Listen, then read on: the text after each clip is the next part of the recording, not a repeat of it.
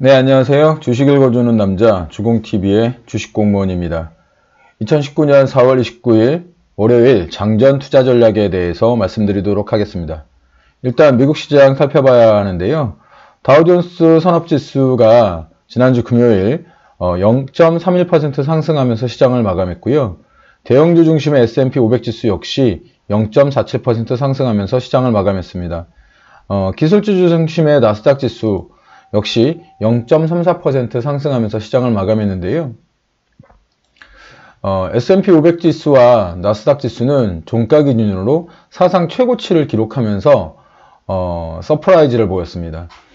미국의 올해 1분기 국내 총생산 GDP 증가율이 예상을 훨씬 뛰어넘은 3.2%를 기록하면서 뉴욕 증시를 끌어올렸습니다. 국제유가는 안정세를 보이면서 3% 가깝게 하락했습니다. 지난주 증시는 예상보다 안 좋은 기업들의 실적과 고공행진하는 유가, 그리고 미국 지표들의 호재로 이머징 국가들의 통화가 약세를 보이면서 우리나라 환율도 1160원을 넘어서는 등 매물이 쏟아져 나오는 한 주였습니다. 지난주 역시 지지난주도 안 좋았죠. 2주 연속으로 시장이 약세를 보이고 있는데 이번 주에도 박스권을 보일 확률이 매우 높습니다. 다만 그래도 다행인 것은 높은 환율에도 불구하고 외국인 투자자들이 우리나라를 쉽게 떠나고 있지 않다는 건데요. 그만큼 우리나라 증시가 지지라인이 강하다는 것을 반증하기도 합니다. 기름값, 즉 국제유가가 최근 움퍽질퍽하는 급등락을 보이고 있는데 오늘은 국제유가에 대해서 조금 말씀드리려고 합니다.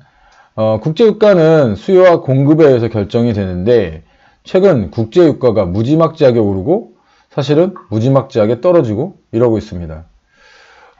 유가가 오른다고 하면 대부분 걱정들을 많이 하시는데요.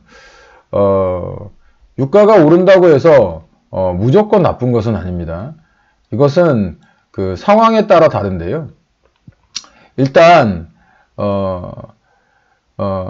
수요가 많아져서 공급이 일정한데 기름값이 오르는 경우, 수요가 일정한데 공급이 많아져서 유가가 오르는 경우가 있잖아요. 이런 경우에는 실질적으로 국제 경제가 잘 돌아갈 때입니다. 수입하고 수출이 활발하고요. 생산이 활발해서 이 국제 유가가 즉 소비재로 쓰이는 것이 아니고 생산재로 쓰이면서 가격이 올라가는 것이죠. 그런데 이제 현재는 그런 상황이 아니에요. 미국이 이란을 제재를 하면서 수요가 일정한 상태에서 공급이 줄어들다 보니까 이제 유가가 올라가는 건데 이렇게 되면 기름이 어떤 그 생산재의 느낌이 아니고 소비재의 느낌으로 오르게 된다는 거죠. 이렇게 되면 물가가 동반 상승하게 돼서 이중고를 겪게 되는 가능성이 상당히 높습니다. 근데 다행히 지난주 금요일날 트럼프가 오펙에 전화를 했죠. 야, 니네 이런 식이면 곤란하다. 야, 니네 증산해. 이렇게 증산 압력을 넣자마자 국제유가가 다시 3%가량 하락하는 이런 모습을 보이고 있습니다. 트럼프가 사실은 병 주고 약 주고 이러고 있는 거죠. 이렇게 좀 시장이 지금 불안하지 않습니까? 이렇게 시장이 불안한 상황에서 그러면 여러분들은 어떤 종목에 관심을 두어야 계좌가 조금 더 붉어질까? 그건 바로 실적이 좋아지는 주식입니다. 실적이 좋아지는 주식인데요.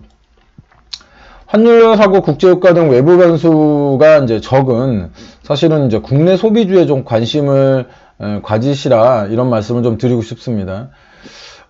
제가 예전에 그 저가권에 말씀드렸던 종목이 하나 있었는데 그 종목이 호텔신라라는 종목이었습니다. 호텔신라라는 종목이었는데 이 종목이 제가 말씀드리고 나서 언급드리고 나서 지금 현재 한 30%가량 이렇게 상승을 하고 있습니다. 제가 말씀드렸다고 해서 보시란 말씀을 드리는 것은 아니고요. 여러분들이 종목을 고르실 때에 어떤 많이 올라간 종목보다는 저가권에서 올라갈 준비를 하고 있는 그런 종목들을 매수를 하시는 게 훨씬 좋다는 말씀을 드리려고 하는 건데요. 제가 오늘 실적에 대해서 말씀드렸잖아요. 이제 호텔신라의 실적이 작년에 비해서 84% 이상 급증을 하면서 이제 주가 상승에 대한, 추가 상승에 대한 기대를 보이고 있는데요. 이게 그 호텔신라가 상승을 한 것은 면세점 사업 부문의 이제 호재가 성장을 이끌었는데, 따이공이라고 이제 보따리 장사입니다. 보따리 장사. 이 보따리 장사들이 우리나라 와서 더 많은 물건을 이렇게 사서 중국에 가져가는 거죠. 이게 지금 그 기업형 따이공들이 늘어나면서 호텔신라의 매출도 증가를 했고, 매출 증가가 하면서 자연스럽게 주가가 따라 올라가고 있는데, 이게 중요한 것은 뭐냐면 별도의 마케팅이 없이 매출이 증가하고 있다는 겁니다. 즉, 내가 마케팅 비용을 더 들이지 않았는데 매출이 훨씬 더 증가하는 거예요. 그럼 이렇게 되면 어떻게 되겠어요? 네. 수익률이 훨씬 좋아지겠죠.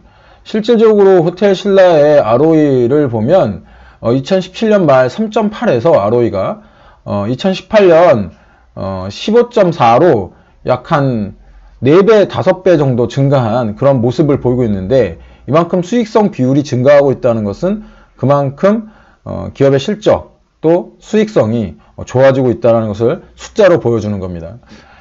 그럼 그 뭐 제2의 호텔신라 같은 종목이 없을까? 예, 저도 궁금합니다. 여러분들도 궁금하시죠? 주식공무원 한 2개에서 3개 종목을 지금 관찰을 하고 있는데, 이 종목들이 호텔신라와 같이 이렇게 따라갈지는 조금 더 지켜봐야지 할 것 같습니다. 이번 주에 환율이 조금 안정된다면 최근 주춤했던 종목들이 있죠. 자동차 관련주와 자동차 완성차, 그리고 자동차 부품주 등이 다시 한번 탄력을 받을 가능성이 있으니까 관련주들도 한번 꼼꼼히 살펴보시고요.